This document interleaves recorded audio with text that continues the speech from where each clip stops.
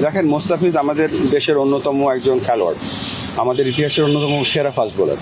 এবং আমরা এখানে ফারুক ভাই আছেন, খালেদ মাসুদ পাইলট আছেন, এখানে অনেক ক্রিকেটার্সরা এখানে আছেন। ক্রিকেটার্স যখন খেলতে যায় তখন তার মান সম্মান নিয়ে ক্রিকেট খেলে। তো আমরা সকলে যখন ক্রিকেট বোর্ডের কর্মকর্তারাও যারা আছেন বা ইনক্লুডিং মি, আমরা এটা ভালোভাবে নেই না। কখনো কোনো ক্রিকেটারকে যখন কোনোভাবে অমান্য করা হয়, তো অবশ্যই আমরা অসম্মান করা হয়, সরি। এবং এই জন্য আমরা সকলে মর্মাহত। এখানে ফারুক ভাই আছেন, সাকওয়াত ভাই আছেন। আইপিএলটা হচ্ছে বিশ্বকাপের পরে, ফিটনেসের কোনো কারণই নেই। যদি ফিটনেস থাকেও, মোস্তাফিজ তো বিপিএল খেলছে একেবারে ফুল ফর্মে।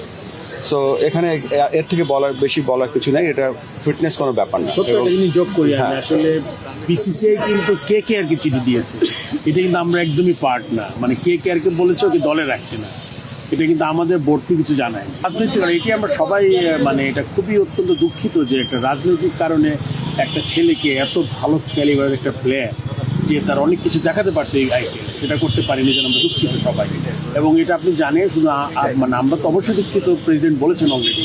আপনি সচিন তেন্ডুলকর বলেন, বিরাট কোহলি বলেন, সবাই কিন্তু তাদের টুইট করেছে তাদের জায়গায়, যে খেলার মধ্যে একজন সর্বোচ্চ প্লেয়ার যে তার নৈপুণ্য দেখাতে পারছেন, এটা খুব দুঃখজনক একটা ঘটনা। সেটা আমরা কেউই আসলে মেনে নিতে পারি না। ধন্যবাদ।